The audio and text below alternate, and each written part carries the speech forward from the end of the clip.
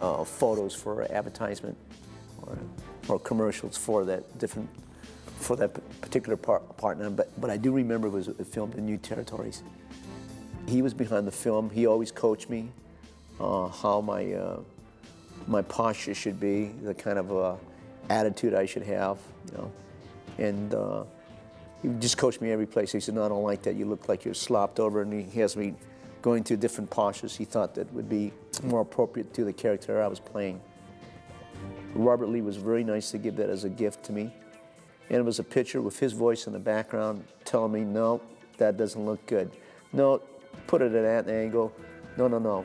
Try it at this angle. You should know.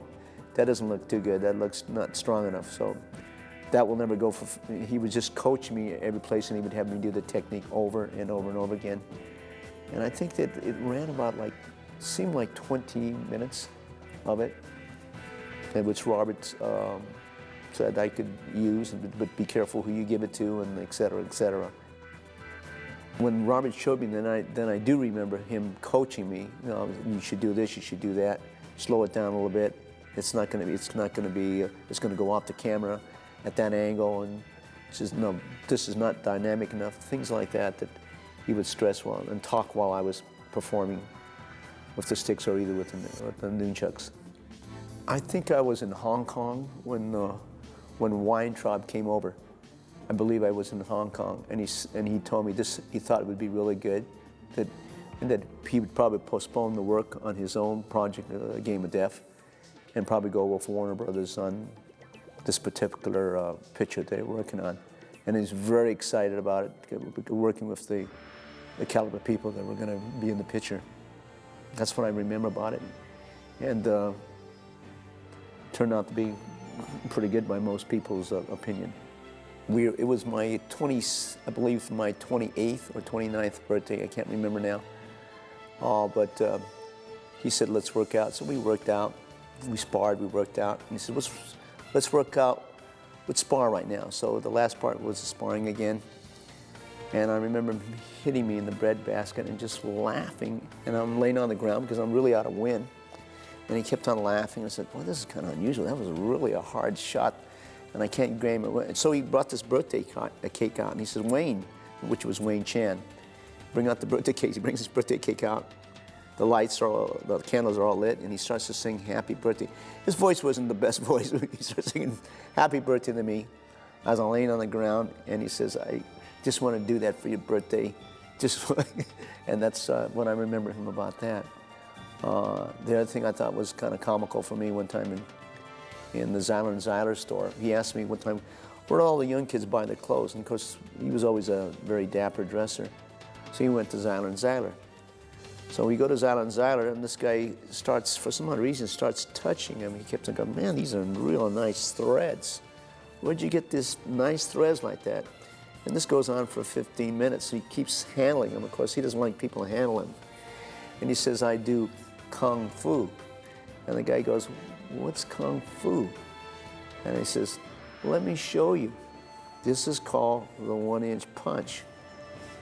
And I'm going, "Oh, he's not really going to do that to him here, is he?" And I remember him doing that 1-inch punch like this, and the guy goes sailing into the clothes rack with the sport jackets on, his feet are up in the air, and I go, "Oh gosh, this is not going to be good." Because the chair that he was supposed to hit, he went toppled over, he went over. And I didn't think anything of it, and I thought, "Hey, let's see if we ought to go now." So we left. I come back 3 months later on, and the guy who was doing the clothing store says, "Don't you ever bring that guy back here again." My fondest memories of Bruce Lee would be just the training. My fondest memories would be the walks we did in Hollywood and going to different old bookstores, getting old used books on different subject matters that interest. My fondest memory of Bruce Lee was just eating.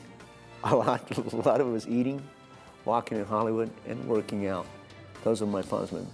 My other fondest memory, once when he tricked me and I was looking at a pair of weights, which was, at that time I was not financially able to buy it.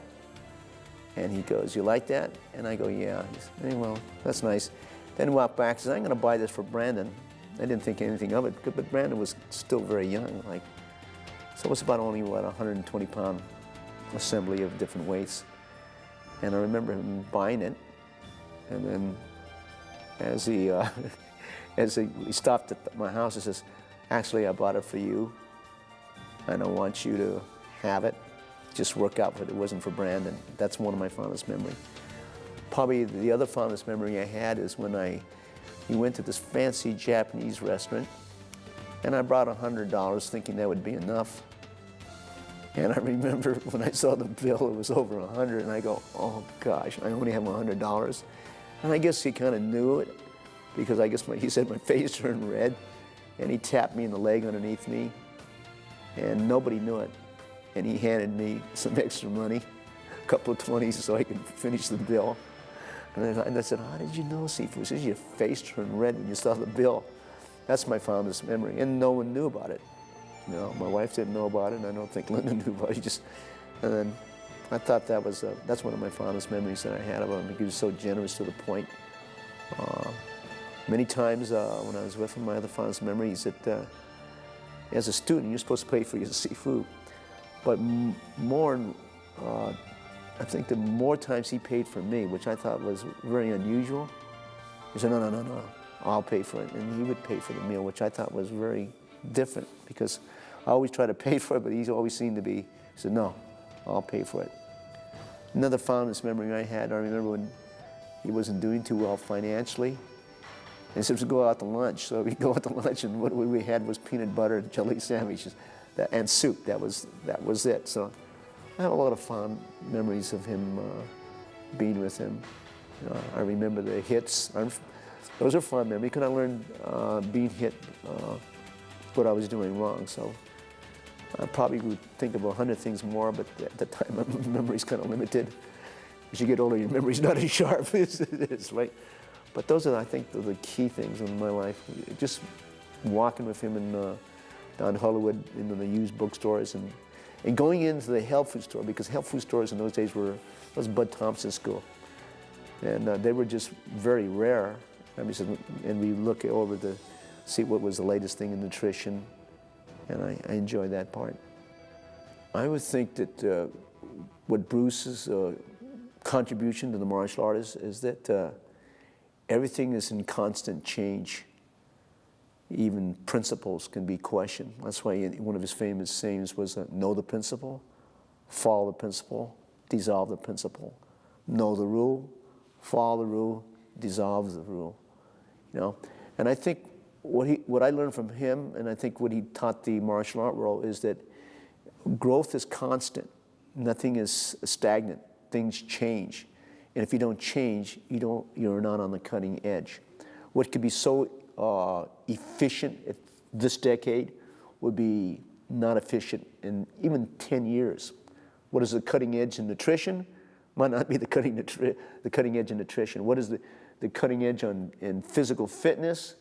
Will change. What they consider was good for training the abs in one decade might not be, and the next decades might be just obsolete. And what I learned from him was just change is necessary. And if you don't change, you don't survive. And then I think what I learned from him is giving 100% of what you really are. Because unless you give 100% of what you are, you don't really express the art. Not to copy anyone, to be yourself, to really truly express yourself, because every individual has their own expression of the art. He often used the word, a lot of singers, he was using Elvis Presley. He says, "There's only one Elvis Presley. You can imitate him, but you're not Elvis Presley. Therefore, you want to create your own character, your own goal, and set out. He says, and be happy." He used to use the term walk on. He said, "Dan, if you walk on, you make a mistake, and learn to live with your mistakes and to move on, never to look back when you made a mistake." And I think this is the greatest things I think he left. I'll use the word legacy. His best legacy was that, just to be inspirational, because if you're inspirational to one person, you might be only one person you think, but you're inspiration to many.